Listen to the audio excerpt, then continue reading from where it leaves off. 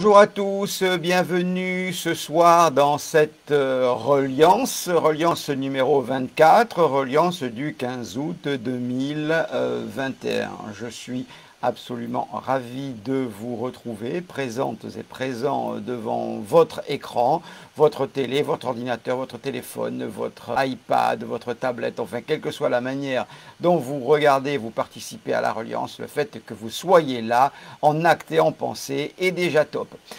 Une reliance consacrée aujourd'hui, ou du moins dédiée à la fête de Lughnasadh, dont nous parlâmes, oui je sais, c'est du passé simple, nous parlâmes la fois précédente lors de la reliance du 1er août. Alors P2C deviendrait-il sénile et deviendrait-il capable de fêter deux fois la même fête, le même sabbat? Eh bien oui et non, enfin non pour la sénilité et oui pour le fait de pouvoir fêter Lughnasadh deux fois de suite, et je vais vous expliquer ça dans quelques secondes. Mais avant bien évidemment de commencer à rentrer dans la matière, je vais faire ce que je fais chaque fois, au-delà de vous saluer, c'est de vérifier que je suis bien en diffusion et que le son passe. Voilà. Ok, donc il semblerait que la diffusion soit OK. Donc TVB pour dire tout va bien.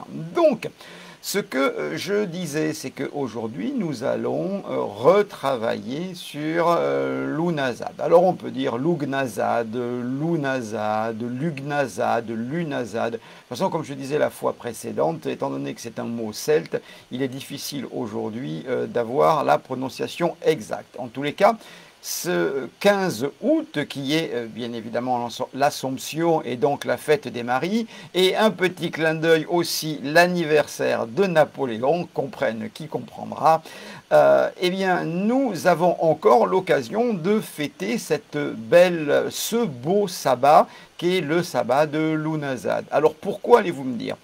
Tout simplement parce que ce sabbat majeur qui se trouve entre l'été et l'automne, qui se trouve entre le solstice d'été que l'on a fêté le 21 et qui s'appelle l'Ita, et l'équinoxe d'automne que nous fêterons en octobre autour du 21 et qui s'appelle Mabon. Eh bien, il y a entre les deux une fête majeure, un sabbat majeur qui est Lughnasadh. Et si cette fête était avant, il y a fort longtemps, fêtée du 1er août jusqu'à la pleine lune qui suivait, aujourd'hui, il est vrai qu'on va trouver facilement dans les livres des références à Lughnasadh uniquement au 1er août. Mais qu'enneni, mes braves, si l'on revient à la vraie tradition celtique, néo-païenne, chose que nous suivons justement là, qu'elle soit druidique, hein, je vous dis, celtique, néo-païenne, Lughnasadh va pouvoir se fêter du 1er août jusqu'à la lune pleine suivante. Or, celle-ci arrivant le 22, il vous reste encore même une semaine pour pouvoir faire vos rituels de Lughnasadh. Et vous allez me dire en chœur, comment fait-on nos propres rituels de Lughnasadh? Eh bien, petit cabotin que vous êtes, vous auriez dû regarder sur la page Facebook de la formation, où depuis déjà plus de 16 jours, puisque je l'ai fait quelques jours avant le 1er août, il y a la vidéo qui vous explique comment faire votre rituel de Lughnasadh pour fertilité, abondance et protection, qui sont les trois thèmes typiques de Lughnasadh en terre donc, et en feu. Vous avez cette vidéo à la fois autour de fin juillet sur ma page Facebook Formation Pascal de Clermont, et vous l'avez aussi sur le YouTube de la chaîne, où j'ai commencé à mettre pas mal d'informations relatives à la vaccination et relatives au délire monarcal de notre cher président qu'il a eu là sous forme de passe. Et on en a parlé aussi la fois précédente, donc je reviendrai très peu dessus aujourd'hui. Vous avez déjà suffisamment de références là-dessus. Voilà. Donc cette fête de Lughnasadh, c'est en quelque sorte la fête de Lugh. Et qui est Lugh? Dans la tradition celtique néo-païenne, Lugh, c'est, on pourrait dire, le dieu des dieux, le roi de la lumière. C'est lui qui ordonne le chaos, et il est le dieu des dieux, en quelque sorte. Donc, Lugh, on va reprendre le mot lumière avec le mot Lugh, lux. Voilà, c'est la même racine. Donc, c'est aussi simultanément la fête du pain, qu'on appelle la masse. C'est aussi la fête des première moisson, parce qu'il y en aura 3 moissons dans la tradition celtique et néo-païenne. Il y en aura 3 qui vont s'étaler jusqu'à Mabon, donc le premier jour de l'automne. Donc bien entendu, fête du blé qui se mange et non pas fête du blé qui se dépense ou qui s'accumule. Donc fête de l'épi de blé, mais surtout fête de l'oug, d'où le mot loug Nazad. Voilà. C'est donc bien évidemment une reliance qui va être associée à la terre, donc une reliance très dans la matière et la fertilité et la sécurité dans les 4 coins, le carré, et simultanément une reliance associée à l'élément feu, hein, puisqu'on a cette moisson qui est le feu et la terre. Et nous aurons donc une reliance sur les éléments feu et terre, qui va être assez différente, non pas de la précédente, de la 23e reliance, puisqu'elle était aussi associée à l'Unazad, mais très différente de la précédente encore, la 22, qui elle était associée à l'élément air et l'élément terre, puisque nous avions les ogames des arbres, arbres qui prennent leurs racines dans la terre et qui montent jusqu'au ciel, qui montent jusqu'à l'air le long de l'axis mundi, l'axe du monde. Bien évidemment, pour les connaisseurs. Donc, aujourd'hui, on va se consacrer plutôt à une reliance intense de feu et une reliance matière de terre. Donc, une reliance dans laquelle vous avez de grandes chances de voir beaucoup de couleurs, beaucoup de flammes, beaucoup d'orangé, hein, en termes de couleurs et de rouge et de jaune, plus que du vert et du bleu. Une reliance dans laquelle vous allez vous sentir bien ancré au sol, une reliance qui va peut-être aussi vous enflammer, on n'a pas besoin de l'élément feu pour avoir chaud, mais une reliance qui va vous enflammer de l'intérieur, une reliance qui va vous stabiliser, une reliance qui va vous amener à vous rappeler l'importance de l'élément terre, puisque l'élément terre est élémentaire, bien évidemment, mon cher Watson, etc., etc. Donc, terre et feu. Voilà le programme dans quelques minutes pour les chanceuses et les chanceux qui sont simplement des gens disciplinés et volontaires avec de bonnes intentions. Ce sont ceux qui se sont inscrites et inscrits au groupe Reliance, puisque vous savez que la Reliance se fait en 2 parties. Une partie publique où je présente différents concepts, et c'est celle que vous êtes en train de voir avec beaucoup de joie, j'en suis sûr, en ce moment. Et la partie privée qui, elle, va se dérouler sur la page Pascal de Clermont Reliance, bien évidemment, donc la page du groupe qui, elle, est privée et dont l'entrée, le sésame, ne s'obtient que simplement sur demande, c'est offert, hein, il n'y a rien à payer.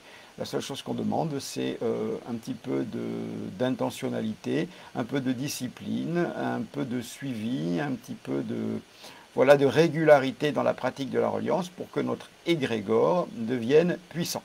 Avant de revenir sur la reliance, quelques rappels, parce qu'un rappel c'est toujours bien, sauf dans le cas où vous en faut un 3e, où là ça commence à devenir même pas un cauchemar, mais carrément un film comique, d'avoir déjà un 3e rappel.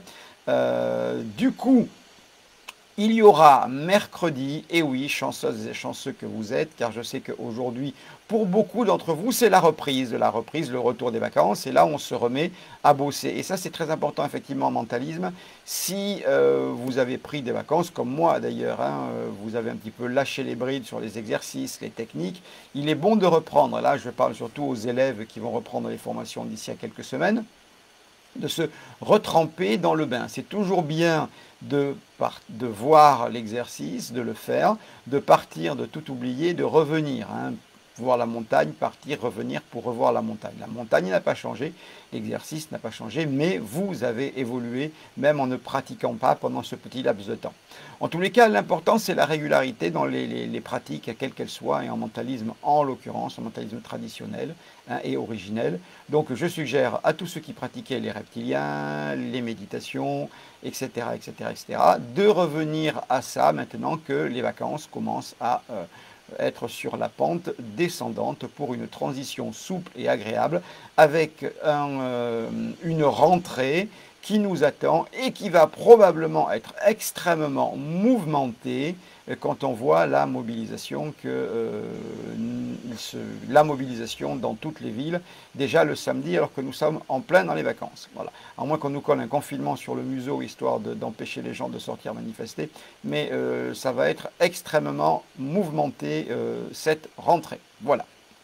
Du coup, je voulais vous rappeler que si mercredi en 15, le live était consacré à comment vous libérer des mensonges politiques, où nous avons longuement exploré quelles étaient les mimiques, les gestes, les micros et les macro-mouvements à repérer pour spotter les mensonges et déceler les mensonges, les omissions et les gros malaises et surtout les gros mensonges, surtout que l'on voit dans les discours de nos politiques actuels. On a beaucoup travaillé sur le général ainsi que sur notre président Macron.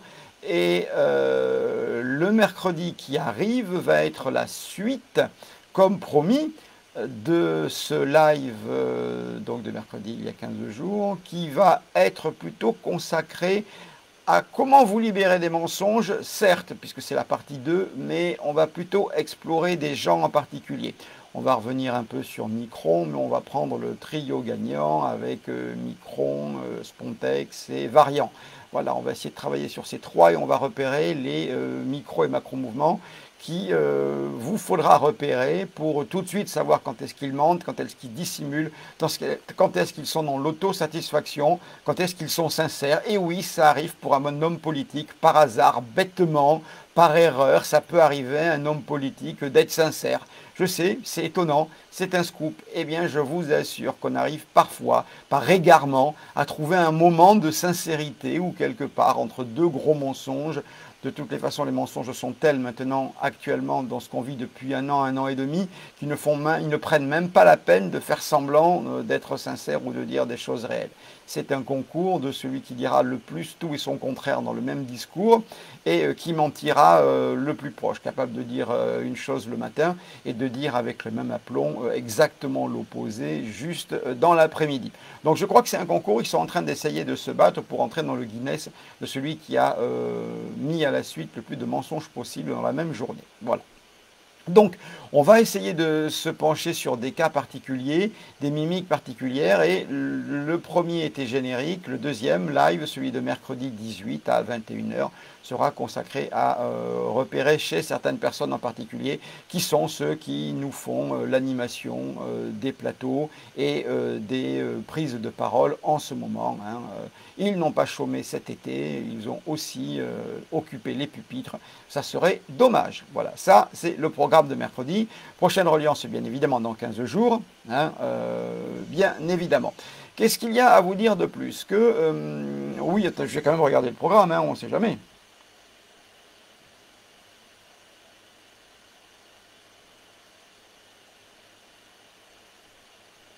Oui, ben, on y arrive. Hein. Ben, je vous en ai dit des choses. Hein. Donc, pour ceux qui prendraient, pour celles et ceux qui prendraient en route la reliance, je ne vais pas re-expliquer pour la quasiment 20e fois, puisqu'on est au live 24, enfin à la reliance 24, je ne vais pas re-expliquer ce qu'est la reliance, je vais simplement vous rappeler que c'est une méditation énergétique de groupe en hyperconscience multidimensionnelle, et ce dans le but, entre autres, de créer un égrégore extrêmement puissant pour régénérer, remettre les compteurs à zéro, protéger, renforcer, etc., etc., etc. Bien entendu, un égrégore qui se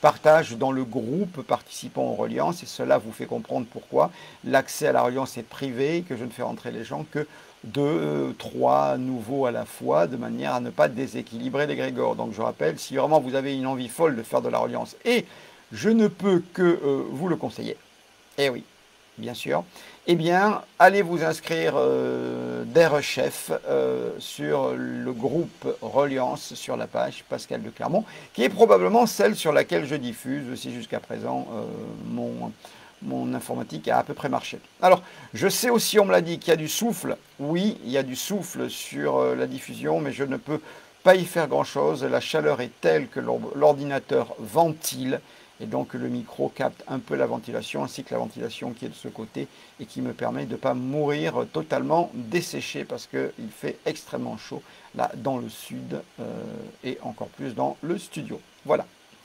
Donc on a vu tout ce qu'on avait à voir et si vous voulez en savoir plus sur la reliance, je vous suggère de vous reporter sur les reliances précédentes où j'explique beaucoup plus, surtout dans les 10 premières, j'explique beaucoup plus ce qu'est la reliance et comment ça fonctionne. Par contre, ce dont j'aimerais vous parler aujourd'hui, face à la fracture phénoménale que l'on vit, c'est plutôt de l'équilibre mental, parce que aujourd'hui, si on regarde bien, on se rend compte que cette espèce de situation rend les gens complètement fous. On voit des comportements aujourd'hui de pour et contre tout ou rien qui sont absolument phénoménaux. Alors, ça ne sera pas du tout de ma part une prise de position pour ou contre une injection de substances expérimentales. Je ne me positionnerai pas du tout. Ce n'est pas du tout dans ce sens-là. Je suis aussi atterré de voir les gens qui se soumettent à ces injections par peur ou simplement par obligation, parce qu'ils croient qu'ils n'ont pas le choix. Ils croient qu'ils n'ont pas le choix. Que je suis atterré par ceux qui refusent dans une colère noire sans avoir pris la peine d'y réfléchir. À partir du moment où ces choix sont faits dans la croyance, l'émotion, ils sont aussi atterrants qu'ils soient pour ou contre. On ne fait pas des choix dans la croyance, on fait des choix dans la réflexion et dans la connaissance. Donc, quels que soient vos choix, pour ou contre, injection de substances expérimentales, de thérapie génique, pour ou contre, c'est votre choix à partir du moment où c'est votre choix que vous n'êtes pas contraint soit par des pressions sociales, mais surtout par vos propres peurs, vos propres colères ou vos propres peurs, vos propres colères ou votre propre imagination, parce que personne n'a le pouvoir de vous interdire de vous faire injecter, ou personne n'a le pouvoir de vous imposer. Vous êtes libre, complètement libre de faire ce que vous voulez. Personne n'a le pouvoir de vous imposer quoi que ce soit. Ça, je vous l'ai déjà dit. Mais ce n'était pas vraiment sur ça que je voulais rebondir aujourd'hui, c'était plutôt sur l'équilibre mental. Et on voit vraiment que cette situation amène à des comportements absolument délirants, des disputes, des séparations d'amis qui se connaissaient depuis 30 ans, des divorces encore pires, des parents qui ne parlent plus à leurs enfants, des enfants qui ne parlent plus à leurs parents, etc., etc., des grands-mères qui ne parlent plus à leurs enfants ou à leurs voisins, à leurs voisines. Voilà, ça devient une folie furieuse.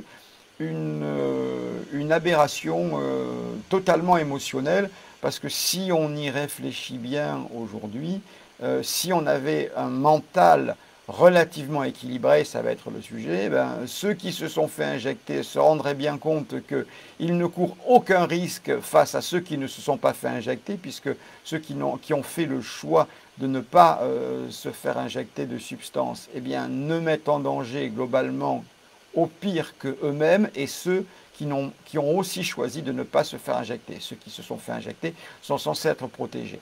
Donc ils n'ont aucune colère, aucune crainte, aucune peur, aucune agressivité à avoir envers ceux qui ont fait un choix différent. De la même manière, ceux qui ont choisi de se faire injecter, qui ont donc sûrement de bonnes raisons, eh ben, ils ne doivent pas être vilipendés ou agressés par ceux qui ne veulent pas.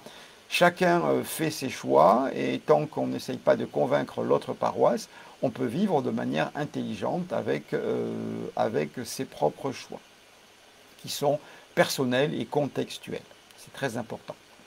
Du coup, on voit vraiment aujourd'hui qu'on est face à une rupture complète de l'équilibre mental de beaucoup de gens. Et qu'est-ce que l'équilibre mental? Comment est-ce qu'on travaille son équilibre mental? Alors, déjà, bien évidemment, il est important de faire la différence entre la notion d'équilibre et la notion d'harmonie. On a déjà vu au cours des précédentes reliances que finalement, l'individu lambda qui n'a pas travaillé ce que nous on appelle le vulgus, un petit peu une variante du moldu chez Harry Potter, nous c'est le vulgus, eh bien, le Vulgus va passer sa vie comme une bille de flipper à être balancée aux quatre coins de son propre labyrinthe, les quatre coins de son propre labyrinthe étant son obligation d'avoir, enfin sa croyance d'être obligé d'avoir, croyance d'être obligé de paraître, croyance d'être obligé de faire ou croyance d'être obligé d'appartenir. Donc, appartenir, faire, avoir et paraître, qui sont vraiment les quatre coins de ce labyrinthe vraiment au bas de l'échelle au niveau de l'évolution, c'est ce qu'il y a de plus bas, et l'individu, tel une bille de flipper, va être balancé d'un côté, de l'autre, etc., jusqu'à qu'il arrive à trouver en bas, hein, sur ce plan bien bas, une position d'équilibre, c'est-à-dire un endroit où il a assez de faire, assez d'appartenir, assez d'avoir et assez de paraître pour être à peu près tranquille. Ça, c'est la position d'équilibre. Elle reste sur un plan très vertical, très horizontal, je veux dire. Il a un petit peu de l'avoir, un peu du faire, un peu de l'appartenir et un peu du paraître.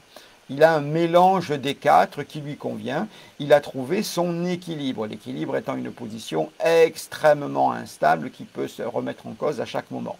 Il faut faire de la différence avec l'harmonie. L'harmonie, elle s'obtient une fois qu'on a l'équilibre, qui est donc un mélange des quatre éléments de ces quatre coins, besoin d'appartenance, besoin d'avoir, besoin de faire, besoin de paraître. On va évoluer vers la verticalité pour résoudre l'équation et avoir au final un état qui n'est pas un mélange, mais qui est le produit de ces besoins de faire, avoir, paraître et appartenir, quelque part la résolution de l'équation. Hein, c'est un nouvel état. Et là, on va être dans l'harmonie. Voilà la différence entre harmonie et équilibre. Mais si on revient à une position de base qui est probablement la seule à être viable, cette position de base d'équilibre, bien entendu qu'on va chercher l'harmonie, mais tant qu'on est balancé sur un plan horizontal dans son propre labyrinthe, eh bien on va d'abord trouver une position d'équilibre. Et il y a plein de facteurs qui peuvent nuire à l'équilibre, hein. On verra ça tout à l'heure. Mais en tous les cas, avoir cet équilibre mental, aujourd'hui, ça devient de plus en plus important face aux pressions sociales, aux pressions affectives, aux pressions professionnelles et aux doutes qu'on peut avoir parce qu'on est envahi d'informations extrêmement contradictoires, aussi inquiétantes d'un côté que de l'autre, puisqu'on ne peut pas ouvrir une chaîne de télé sans avoir le listing complet des morts depuis le premier jour, enfin des soi-disant morts du Covid. Ils peuvent même compter les morts et ceux qui les ont vus. Et on ne peut pas ouvrir un réseau social non plus sans avoir des milliards de témoignages de gens qui ont vécu l'enfer après leur première injection. Donc c'est vrai que c'est difficile et c'est très déséquilibrant, surtout qu'ensuite on a une espèce de fracture entre les gens, un schisme extrêmement important. Donc conserver son état mental, c'est quoi? Qu'est-ce que l'équilibre mental? Il faut comprendre que l'équilibre mental, parce que c'est une question qui m'est posée assez souvent, l'équilibre mental, finalement, c'est une position qui est extrêmement personnelle, contextuelle, environnementale et propre à chacun. Sur cet espace horizontal, hein, entre avoir, faire, paraître, appartenir, trouver son propre équilibre, c'est finalement trouver un mode de fonctionnement qui soit en adéquation avec notre réalité, ou du moins ce que l'on conçoit comme notre réalité. C'est déjà tout simplement ça. Un mode de fonctionnement qui nous permet d'être en accord avec notre réalité externe, mais aussi notre réalité interne, l'image qu'on se fait de soi, ce que l'on veut, ce que l'on souhaite. Par exemple, quelqu'un qui est obligé de se faire picouser pour faire son travail, ou du moins il croit qu'il est obligé, alors qu'on sait aujourd'hui légalement qu'il y a beaucoup de recours possibles pour ne pas avoir qui que ce soit qui vous impose une piqûre ou plusieurs, que la procédure est totalement illégale au niveau européen. Il y a beaucoup d'actions en justice en attendant. Donc ceux qui m'écoutent, eh bien, tenez bon.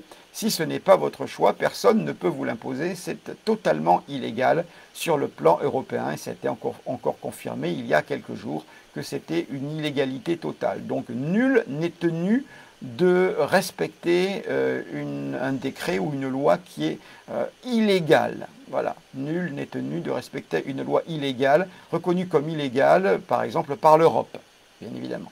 comme aux États-Unis, lorsqu'une loi est illégale sur le plan américain, eh bien, nul n'est tenu de la respecter, même si le comté, par exemple le Texas, a une loi très particulière, et si elle est reconnue illégale sur les États-Unis, ben, le Texas ne peut pas l'imposer. Voilà. Donc c'est exactement la même chose en France, c'est totalement illégal, il y a énormément d'actions en route de ce côté-là. Mais comme je dis, ce n'était pas le but. L'idée, c'est garder son équilibre mental. Je prenais donc l'exemple d'une personne qui croit qu'elle est contrainte de se faire picouser pour son travail et qui, bon gré mal gré, va à l'échafaud. Eh bien, si elle semble en accord avec la réalité externe, elle n'est pas en accord avec sa réalité interne, puisque sa réalité interne serait dans ce cas-là qu'elle n'a pas du tout l'intention, parce qu'elle a compris les dangers, elle a compris que ce n'était pas nécessaire pour elle, et que le rapport bénéfice sur risque n'était pas en sa faveur, ni en sa faveur à elle, ni en la faveur des gens autour d'elle. Donc là, on voit quelqu'un qui n'est pas en équilibre interne, alors qu'il semble être en équilibre externe. Donc, l'équilibre mental a besoin d'être en accord, on a besoin d'être en accord interne et externe. Et ça, c'est extrêmement important de bien le comprendre. Alors, qu'est-ce qui peut nous amener à avoir cet équilibre mental? Alors, je vous ai un petit peu listé pour ne pas oublier des choses. Donc déjà, la personne qui est en équilibre mental a en général une dynamique d'évolution vers la verticalité au lieu de l'horizontalité. On a vu cette horizontalité, ce positionnement entre avoir, faire, appartenir et paraître. Eh bien, au lieu de ça, la personne a une évolution verticale. Et là, c'est une manière de se rendre compte qu'elle est en train de trouver ou qu'elle est en train d'équilibrer son mental, et même elle est en évolution entre l'équilibre et l'harmonie. Voilà. Plus on évolue verticalement et moins on bouge horizontalement, plus on s'approche d'un point d'équilibre puis d'harmonie au niveau mental. Pour être en harmonie mentale, bien évidemment, il faut avoir, si ce n'est oublié, au moins appris à relativement gérer tous ses propres traumas émotionnels, cognitifs, intellectuels, égotiques, personnels et transgénérationnels, tous ces traumas passés. C'est extrêmement important d'avoir, non pas oublié, mais avoir ordonné son passé, ou du moins l'image qu'on en a, parce que sinon ça nous accroche à tout un ensemble de choses qui ne sont plus.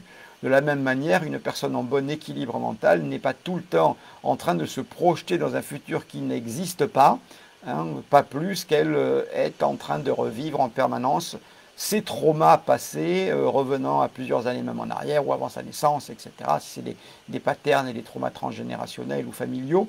Voilà, un bon équilibre mental, c'est non pas, je vous dis, avoir oublié, non pas avoir effacé, parce que tout ça ne s'oublie pas, ça ne s'efface pas, on apprend à vivre avec, on apprend à les gérer. Et on apprend à les gérer en utilisant la technique de la distanciation, qui est le troisième indicateur d'une évolution vers un bon équilibre mental. C'est la capacité de se dissocier des émotions, de se dissocier de l'impact que ça a sur nous, dissocier de nos traumas passés, dissocier de l'image qu'ont les autres, se dissocier de cette matérialité, en gros, se dissocier de ce présent, non pas pour se projeter dans le passé ou le futur, mais rester au-dessus de ce présent pour pouvoir observer l'observateur, on a déjà parlé de cette notion, et en quelque sorte corriger, adapter ses comportements et revenir au présent. Donc c'est très important de savoir être au présent, dans l'acte, dans la pensée, mais aussi être capable d'observer l'observateur, donc de s'observer, de prendre une distance par rapport à soi-même, pour, dans un premier temps, observer, dans un deuxième temps, modifier ce qu'il y a à modifier pour que nos comportements, nos actions, nos pensées, nos paroles soient beaucoup plus justes par rapport à la direction qu'on veut leur donner et par rapport à ce qui est viscéralement nos croyances, nos volontés, nos motos, entre guillemets.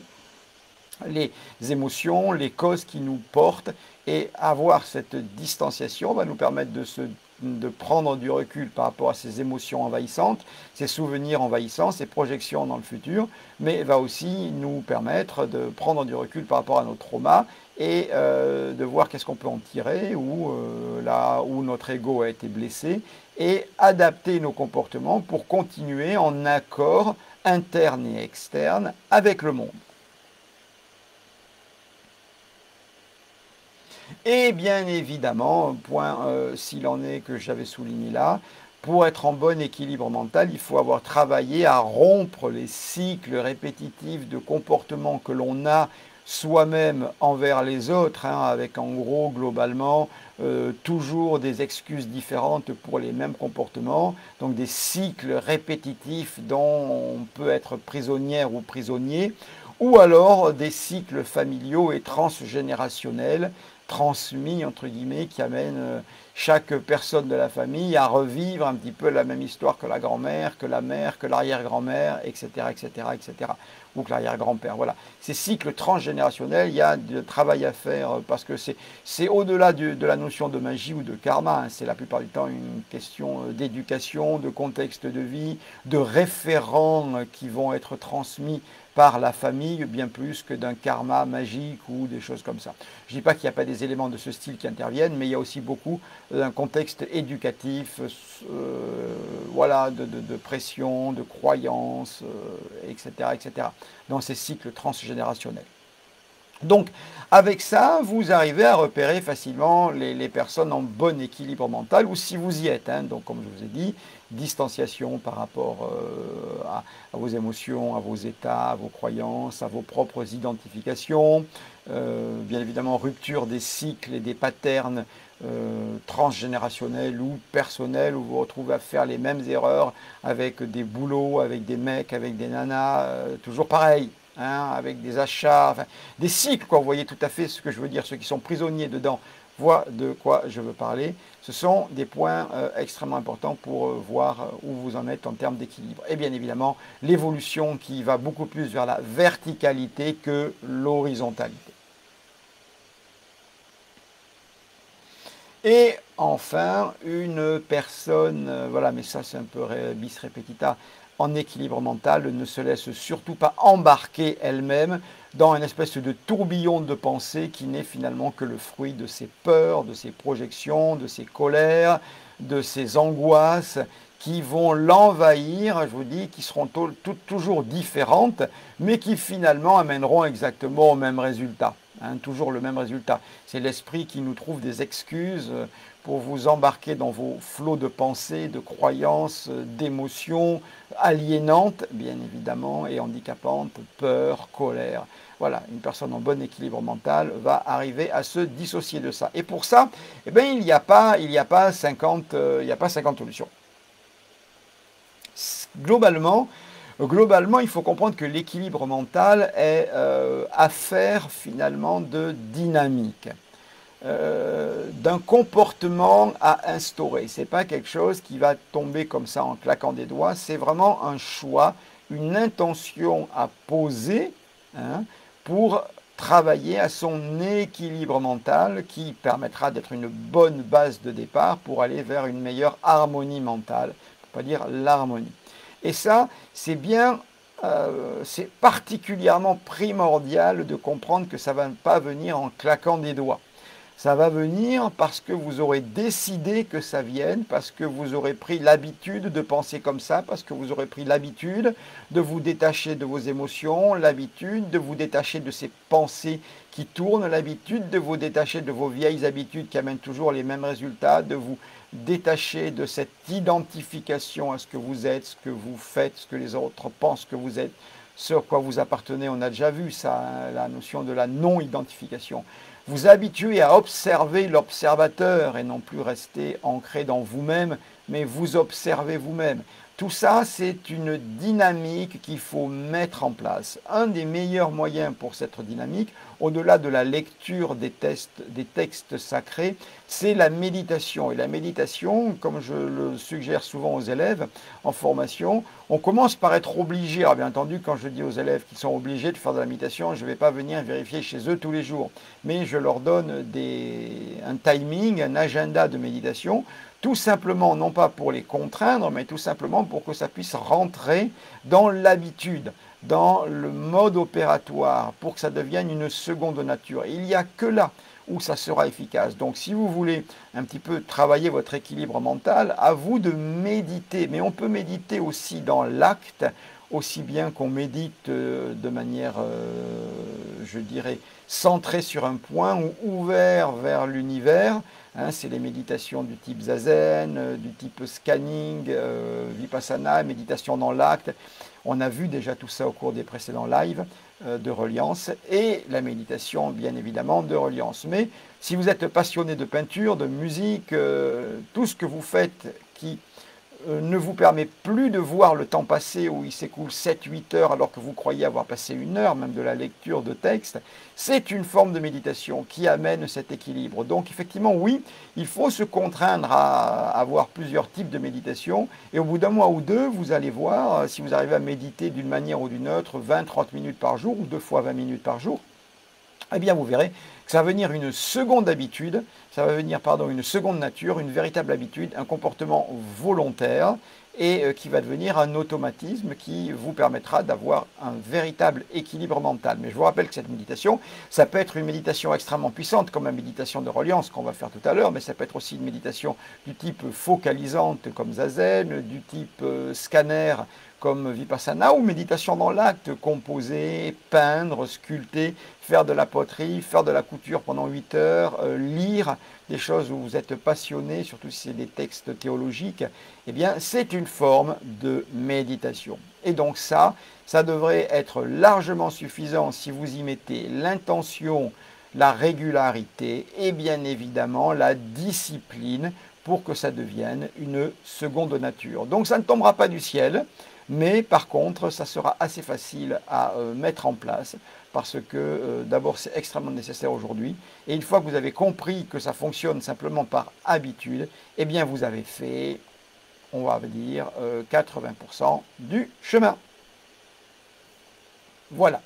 Du coup, cet équilibre mental va vous permettre d'arriver à mieux supporter cette espèce de fracture absolue aujourd'hui dont j'ai effectivement parlé tout à l'heure, en vous rappelant qu'il est toujours extrêmement important que vous mettiez votre énergie dans, non pas tergiverser dans vos choix. Une fois que vous avez fait vos choix, positionnez vos choix dans la connaissance et le savoir. Non pas, là on va parler de la picouse, la picouse, picousée ou pas picousée. Une fois que vous avez fait vos choix en connaissance de cause, hein, et face à et en fonction plutôt, donc une fois que vous avez fait vos choix en connaissance de cause et en fonction de vos contextes personnels, comorbidité, personnes âgées autour de vous, une fois que vous avez fait vos choix en conscience et en connaissance, votre énergie, il vous faudra maintenant la mettre dans le fait de respecter vos choix, voilà, les vivre pleinement et surtout les faire respecter autour de vous. Alors, je ne me positionnerai pas, je dirais simplement qu'il serait, si vous voulez avoir une meilleure connaissance de ce qui se passe, il est assez intéressant, non pas d'écouter bien évidemment la propagande d'État qui va contrecarrer la propagande d'opposition, hein, puisque dès que l'État a donné une direction X, il y aura toujours une opposition politique qui essaiera de récupérer en donnant la direction opposée. Ils sont aussi inintéressants d'un côté que de l'autre, puisqu'ils manipulent vos croyances et vos émotions. Je vous suggère par contre, si vous voulez en savoir plus sur tout ça, pour prendre des décisions en connaissance de cause, de chercher sur Facebook. Il y a énormément de groupes très intéressants de gens qui partagent ce qui s'est passé pour eux après leur injection. Alors, bien évidemment, on peut dire qu'il y a peut-être des faux témoignages, probables, d'un côté comme de l'autre. Mais vous verrez qu'il y a des milliers et des milliers de témoignages. Et c'est extrêmement intéressant. Si vous cherchez effets secondaires Facebook après vaccination, vous trouverez plusieurs groupes qui régulièrement sont déférencés de manière à... parce qu'ils ne sont pas forcément en accord avec la politique et la propagande d'État. Mais c'est extrêmement éclairant de voir tous ces gens, et des fois des gens dans votre ville, des gens dans votre quartier, qui disent comment ça s'est passé. Pour certains, ça s'est pas trop mal passé. Et pour d'autres, ça a été pas bien. Pour certains, ça a été carrément catastrophique. Il ne s'agit pas de croire tout, mais avoir le témoignage de milliers de gens avec des circonstances différentes, des environnements différents, des contextes différents, va vous donner une meilleure idée pour vous positionner en conscience et en connaissance de manière éclairée vers le meilleur choix. Et quel qu'il soit ce choix, injection de substances expérimentales, de thérapie génique ou injection d'un vaccin qu'ils appellent vaccin mais qui est encore expérimental ou pas de picouse, eh bien, l'important est que vous fassiez votre choix. Cette vaccination, puisqu'il faut l'appeler comme ça, on va parler plutôt de cette expérimentation, c'est un choix personnel et vous devez être libre de le faire dans un sens ou dans un autre et respecter les choix différents d'autres personnes, en vous rappelant que personne ne peut vous les imposer. Voilà. Mais ça, c'est extrêmement différent du pass. Le pass qui est un délire monarcal, qui est vraiment un délire, parce que ça va être abandonné très vite, parce que c'est inappliqué et inapplicable, mais c'est un absolu délire. Si ce n'est totalement abandonné, ne serait-ce que pour garder la face, ça va être tellement vidé de sa substance que ça ne servira strictement à rien. Ça sera presque comme les confinements, où il suffira qu'on se fasse soi-même un mot pour dire « je sors parce que je sors ». Et comme au deuxième confinement ou au troisième, je ne sais plus, on a commencé à en avoir tellement, où on avait juste à se signer soi-même son autorisation de sortie, ce qui n'avait plus aucun sens. Je ne sais pas comment ça se passait dans le nord, mais ici dans le sud, c'était la bomba absolue, ça ne servait strictement à rien. Donc, ce pass, en revanche, est une aberration totale, et là, de ce côté-là, ce n'est plus une question de choix, mais vraiment une question de devoir, que de le contester. Alors, vous pouvez le contester de plein de manières différentes, d'apporter à cette contestation les moyens que vous avez. Vous êtes graphiste, faites du graphisme. Vous êtes hacker, faites du hacking. Vous voulez manifester, manifestez. Vous voulez informer, informez. Vous voulez pirater des sites, piratez des sites. Voilà, apportez à votre soutien, parce que là, on est vraiment un devoir envers vous-même, un devoir envers votre liberté, un devoir envers vos enfants, vos petits-enfants, un devoir envers l'avenir, de refuser absolument cette abomination totalitaire. Je ne dis pas dictatoriale, je dis totalitaire. Ce n'est pas pareil, mais le mot totalitaire est adéquat. Et là, on n'est plus dans la question de vax ou pas vax, parce que ceux qui sont vax aujourd'hui, peut-être que dans 6 mois, quand ils n'auront pas eu leur 4e ou leur 5e rappel, eh bien, ils seront du côté de ceux qui n'ont pas le papier. Et dans 1 an, il y a ceux qui auront une voiture rouge, qui auront eu 6 injections et qui auront voté pour X, Y, qui auront droit à leur papier. Donc, accepter cette discrimination, c'est la porte ouverte à des abus. Et Dieu sait que les politiques ne savent faire que ça, abuser et mentir en plus. Donc, refuser absolument est un total devoir. Et je vous rappelle l'acronyme pour vous rappeler, donc je vous rappelle l'acronyme pour vous remémorer ce qu'il y a à faire, c'est faire le bien. Et ce bien, c'est un B pour le boycott absolu, oui, j'ai dit absolu, de tous ceux qui appliquent ce pass. Oui, ça va coûter de l'argent à ceux qui l'appliquent, mais s'ils voient qu'ils n'ont plus de clientèle, ils ne l'appliqueront plus. Tout bêtement. Donc boycott absolu des enseignes, des commerçants, de ceux qui appliquent ce pass. Voilà, boycott. Ça c'est le B de bien. I pour informer. Informer autour de vous, informer au maximum, pour que les gens aient conscience de ce qui est en train de se passer. Essayez de réveiller les anesthésiés. Si vous arrivez à m'écouter tant de temps au travers de ces lives, c'est que vous êtes un minimum, un maximum éveillé. Donc, essayez d'éveiller les anesthésiés. Ça, c'est le I de bien pour informer. E, c'est le E de espèce. Payer en espèces les commerçants qui vont jouer le jeu et qui ne demandent pas de passe, qui ne rentrent pas dans cette mascarade absolument ignoble cette aberration, payez-les en espèces. Ça leur fera beaucoup de bien, ça leur fera plus de bien à leur trésorerie, ça baissera les rentrées de TVA, etc., etc., etc. Donc utilisez un maximum d'espèces, prenez de l'espèce à votre banque, allez prendre votre salaire en espèces 2 fois ou 1 fois par semaine ou 2 fois par mois et dépensez en espèces. Voilà, pour les commerçants. Et le N, eh ben c'est le M, on met une jambe de plus parce qu'il va falloir des jambes pour ça. Ça devient M. Et donc M pour manifester. Manifester votre mécontentement de la manière dont vous le pouvez. S'il faut manifester le samedi, le vendredi, le jeudi en levant le poing, faites-le. Si vous pouvez informer, faire des pancartes, faire du hacking, donc pirater des lieux, informer, trouver des astuces, faire du graphisme, tout ce qui peut être bon pour aller contre ce pass, vous manifestez votre volonté en apportant ce que vous avez à apporter. Voilà, et je conclurai là-dessus sur le pass, parce qu'il n'a pas suffisamment d'intérêt pour qu'on en parle plus. Ce pass étant une impasse, bien évidemment. Bon, du coup, je vous rappelle aussi qu'il fait extrêmement chaud en ce moment, puisqu'on est dans le mois de juillet, le plus chaud qu'il existe. Et à ce titre, j'en profite pour boire un peu, parce que j'ai déjà beaucoup parlé. Ça me fera la couverture, ça. Voilà, parce que quand je cherche les couvertures dans les lives, c'est bien des fois d'avoir quelques petites... Oups là, c'est ma bougie qui bouge. D'avoir quelques petites pauses intéressantes.